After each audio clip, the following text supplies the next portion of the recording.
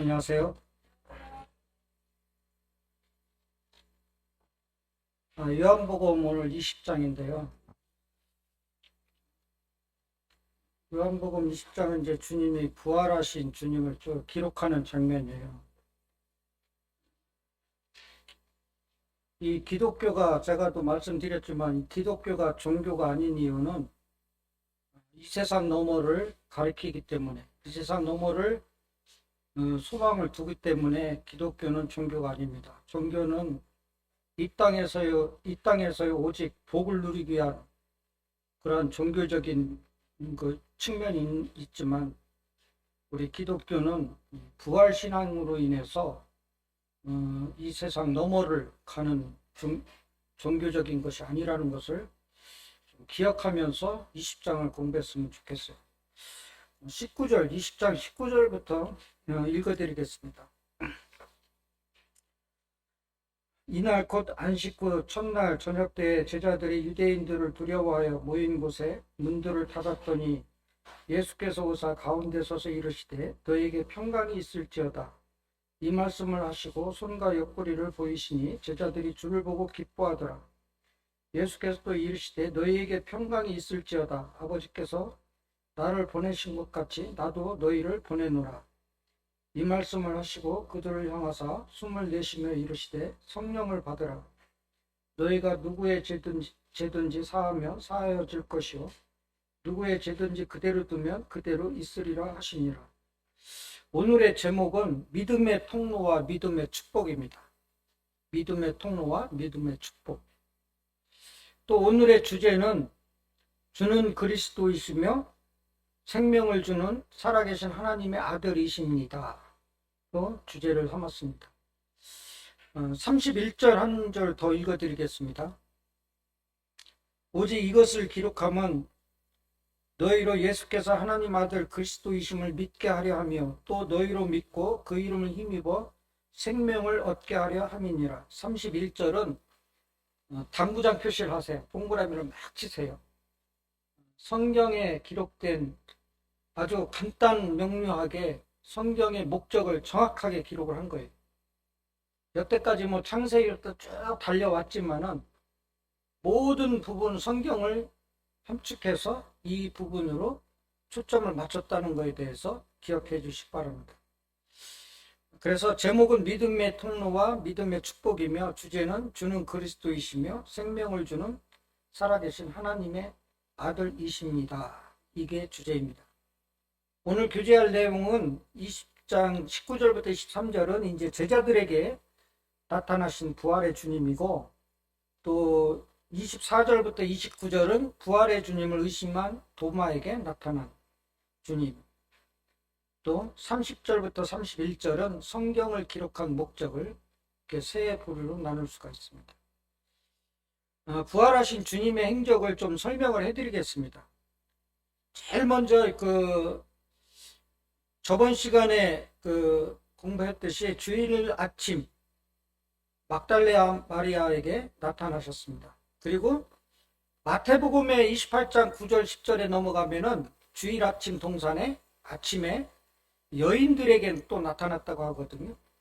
그리고 세 번째는 이제 누가복음 24장에 보면은 이제 누가복음 24장 13절에서 32절을 보면은 주일 정오 주일 낮 정오 엠마오에서 두 제자에게 나타났다고 이렇게 기록하고 있습니다.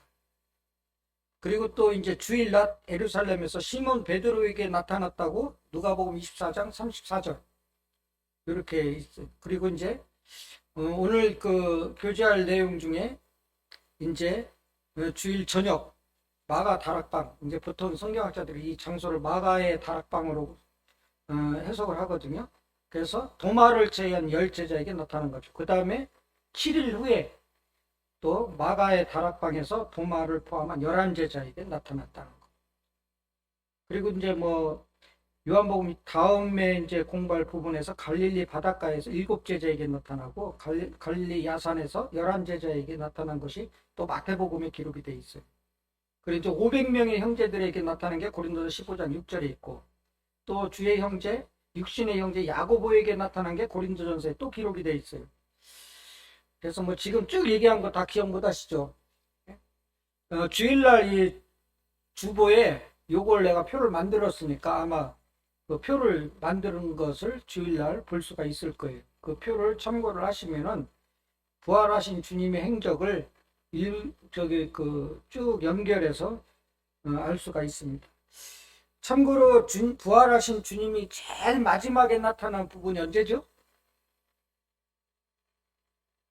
다메섹 도상에서, 예? 그 사도 바울에게 나타난 사도행전 9장 1절에서 5절. 그게 이제 주님께서, 부활하신 주님께서 제일 마지막에 나타난 것으로 이렇게 기록이 되고 있습니다.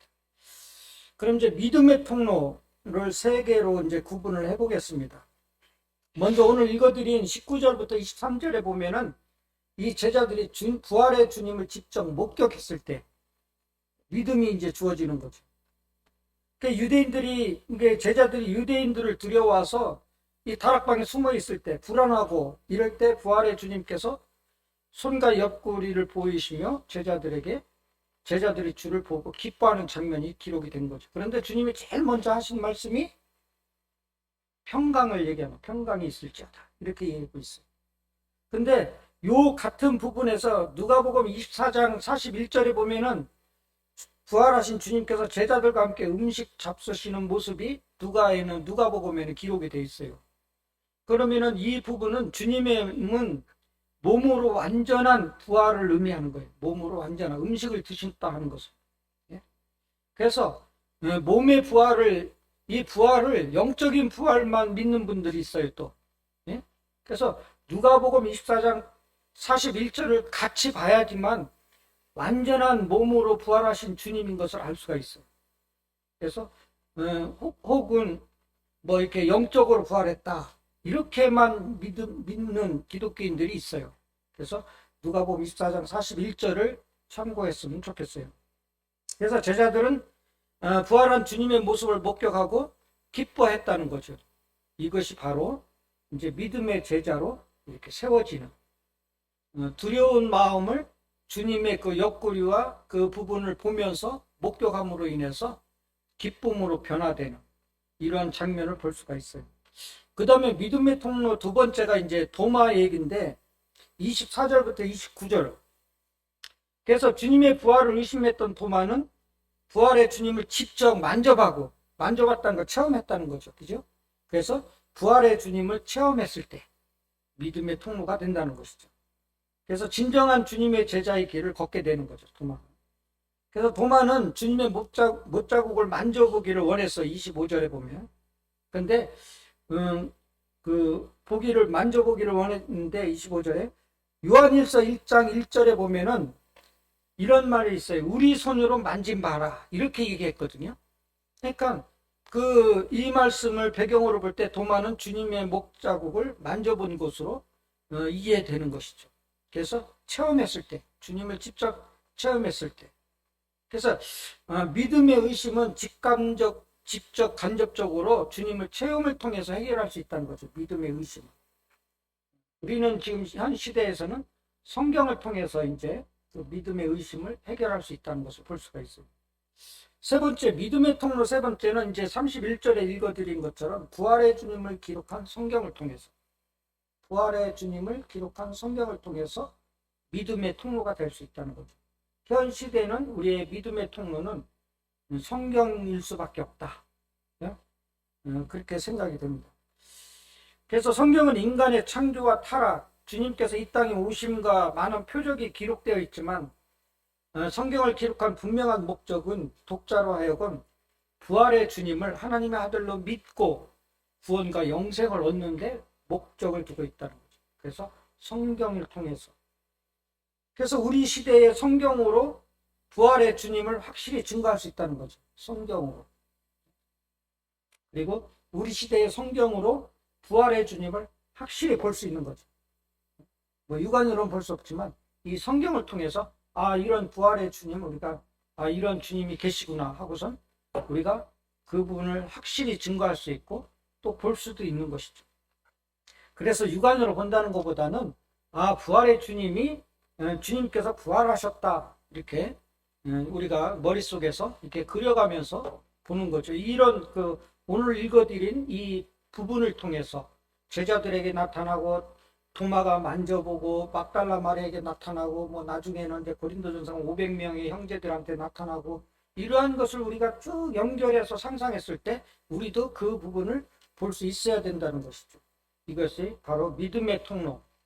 주님의 부활의 주님을 목격했을 때, 부활의 주님을 체험했을 때, 또 부활의 주님을 기록한 성경을 통해서 이 세 가지 통로로 우리가 이 20장에서는 믿음의 통로가 될 수 있다는 것을 알 수가 있습니다.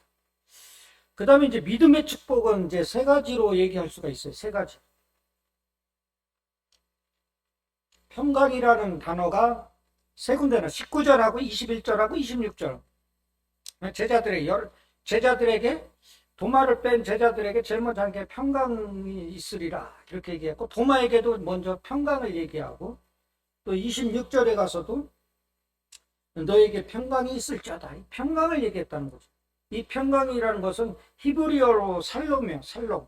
예? 그런데 헬라어 뜻에는 분쟁이 종식된 평화, 분쟁이 종식된 평화. 이게 이제 에베소서 2장 17절에 그 의미를 지니고 기록을 했어요.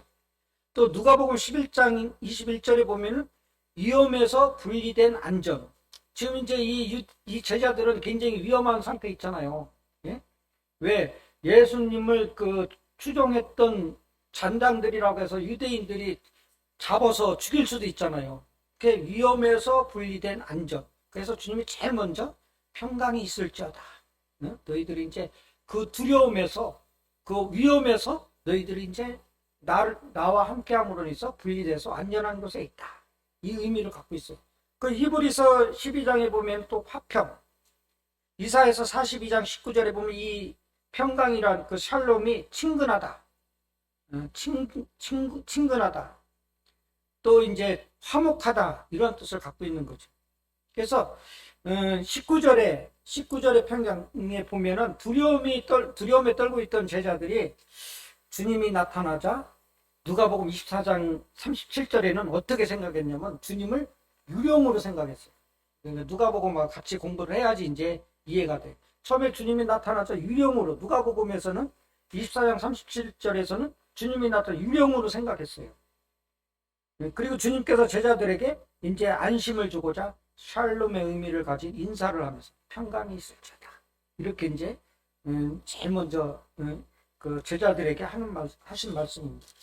또 21절에 이제 또 평강, 너희에게 평강이 있을지어다, 아버지께서 나를 보내신 것 같이 나도 너희를 보내노라.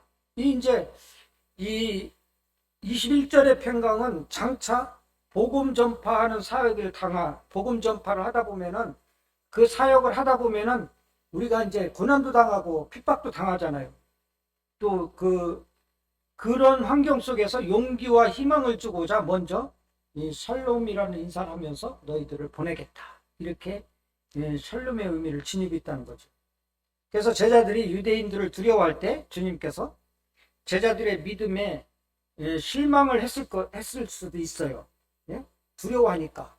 그렇지만 주님께서는 이 제자들이 하나님의 보호 아래 사단의 세력에로부터 안전함과 평화를 주셨듯이 오늘날 우리에게 동일한 평강을 꾸준히 지금 주고 있다. 그러니까 이 제자들에게 준 평강이 오늘날 우리에게도 동일한 평강이 우리에게 주어지고 있다. 이것을 기억해 주시길 바랍니다. 좀 힘들다고, 또 고난이 닥쳐왔다고 주님이 주신 평강을 잊어서는 안 됩니다. 성경에서는 주님의 일에는 복음을 전하던, 또 성도 사랑이든 교회 섬김이든 자연적으로 고난과 핍박이 따라온다는 사실이에요. 왜? 세상의 권세 잡은 자는 사단이고, 사단들이 세상을 권세 잡았기 때문에, 성경에 다 기록되어 있기 때문에 결국은 우리는 그들과 대적해서 싸울 수밖에 없는 거예요. 그러면 고난과 핍박이 자연적으로 따른다는 것이죠. 그런데 그것이 두려워서 우리가 주님의 일을 멀리 할 수는 없잖아요. 그죠? 그래서 고난과 평강은 자연적으로 따라요. 우리가 이런 질문도 할 때가 있어요. 내가 구원받고 주님의 일을 내가 기쁨으로 열심히 하는데 왜 이렇게 내가 힘든 일이 이렇게 많이 올까? 예? 예를 들어서 내 교회를 열심히 하다 보니까 뭐 우연치 않게 뭐 이렇게 교통사고도 당할 수도 있고 여러 가지 일이 우리 주위에 사고가 나고 핍박이 있고 고난이 있다는 거죠. 그런데 주님은 주님의 평강을 바라보라는 거예요. 고난과 그 핍박을 바라보라는 것이 아니라 고난과 핍박을 보는 것이 아니라 주님의 평강을 바라보라는 거죠. 우리의 삶의 비결은 주님께서 주신 평강에 있습니다. 우리의 삶의 비결은 내가 주님의 평강을 얼마만큼 기억하고 얼마만큼 생각하고 의지하느냐, 거기에 우리의 삶의 비결이 있습니다. 세상적으로 내가 어떤 기술이나 지식이나 어떠한 배움이나 철학, 물질, 여기에 우리의 삶의 비결이 있는 것이 아니라, 제가 저번에 주일날 교제했듯이 그런 세상적인 것에 삶의 비결을 삼으면 아담의 삶을 사는 거죠. 그래서 우리의 삶의 비결은 주님이 주신 평강에 있습니다. 이 지금 제자들에게 평강이 있을지어다 한 것은 오늘 각각 성도님들에게 주님께서 지금 메시지를 하는 거예요. 성도님들에게 평강이 있을지어다. 이런 거죠. 그래서 우리가 어려울 때 주님이 주신 평강이 더 뚜렷해진다는 것이죠. 더 뚜렷해진다는 거죠. 그리스도인의 삶의 비결이 평탄해. 세상적으로도 잘 돼. 또 내가 원하는 대로 착착착 돼. 이러한 삶이 있는 반면 주님의 일로 인해서 내가 고난과 핍박이 있어.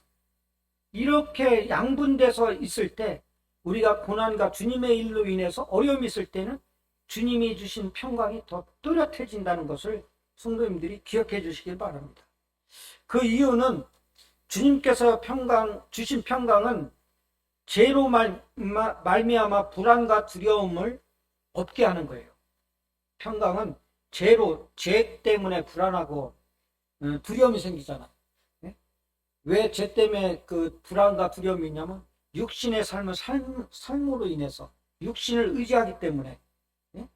그래서 그 육신을 의지하면서 아담의 삶을 살아가다 보니까 늘 채워지는 게 많음에도 늘 불안하고 두렵고 앞이 캄캄하고 자기 계획대로 안 되니까 훨씬 많아요. 그래서 두려움이 없이 하기 위해서 평강으로 우리를 주님께서 주시는 겁니다. 그래서 이 평강은 로마서 8장 35절에 보면은 누구도 뺏을 수가 없다고 기록이 되어 있어요. 누구도 뺏을 수 없다. 그래서 성도님들께서 항상 이런 평강을 기억하고 누리시기를 바랍니다. 우리가 고난 때문에, 내가 지금 힘든 때문에 주님이 주시기를 원하는 이 평강을 아래 내려놓고 살아서는 안 된다는 것이죠.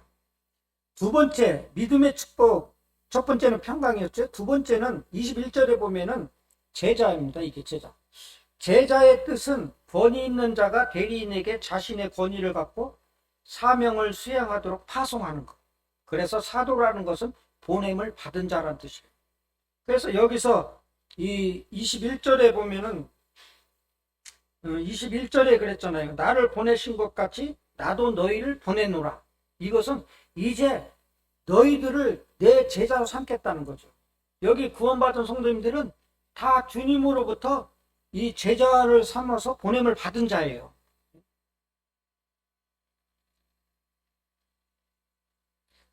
구원받은 성도님들이 또한 주님의 사역을 우리가 대신하기 때문에 제자의 역할을 하는 거죠.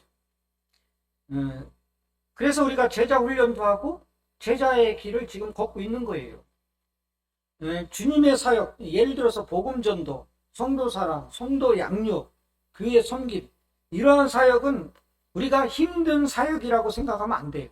이건 축복이에요. 주님의 일을 하는 것은 축복이에요.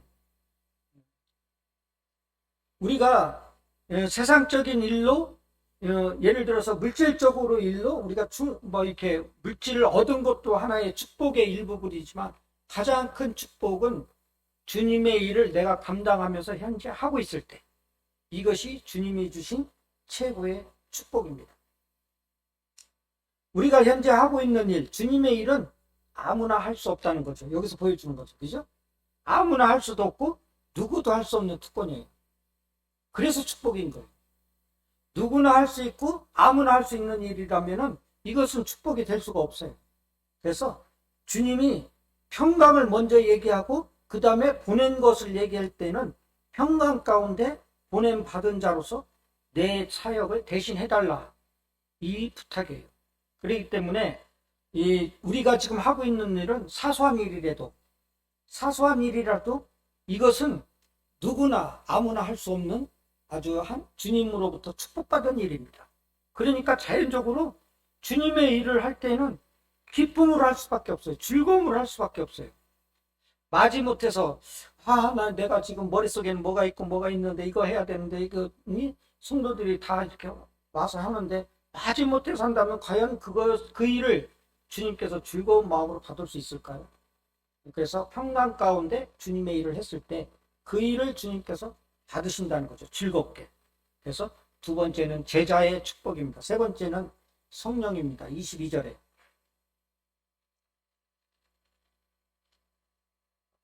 이 성령은 그 전부터 쭉 얘기했어요. 요한복음 14장 26절에 보면은 예수의 이름으로 오시며, 또 요한복음 16장 7절에 가면은 예수께서 가셔야지만 오신다, 이렇게 기록했어요. 또 요한복음 14장 17절에는 제자들이 받기로 약속되어 있어요. 또 요한복음 16장 13절에는 성도들을 진리 가운데로 인도하신다. 이러한 부분들이 쭉 예고돼서 오늘 주님께서 성령을 주신다고 약속하시는 거예요. 그런데 이제 주님이 승천하시고 오순절을 통해서 성령님이 강림하셔갖고 이제 모든 성도님들, 주님의 제자로서 모든 성도님들은 성령의 인도하심으로 받고 사는 것입니다. 그래서 주님께서 유대인들이 두렵고 떨고 있을 때 제자들에게 평강으로 인사하고 제자의 사명을 부여하면서 또 마지막으로 성령을 약속하신 이유는 세상에 있는 제자들, 구원받은 성도라 할지라도 부족하고 떨림이 있고 연약하고 그렇지만 보혜사 성령님이 함께 하시기 때문에 충분히 감당할 수 있을 것이다 라는 것을 성경을 통해서 지금 메시지를 보내고 있습니다. 우리의 의지대로 주님의 사역을 감당하는 것이 아니라 성령님의 인도하심에 따라 우리가 순종하면서 주님의 사역을 감당해야 되는 것입니다. 자, 그런데 또 이제 문제가 또 하나 생겨나잖아요. 이게 성령님이 인도하심에 따라서 내가 지금 하고 있는가?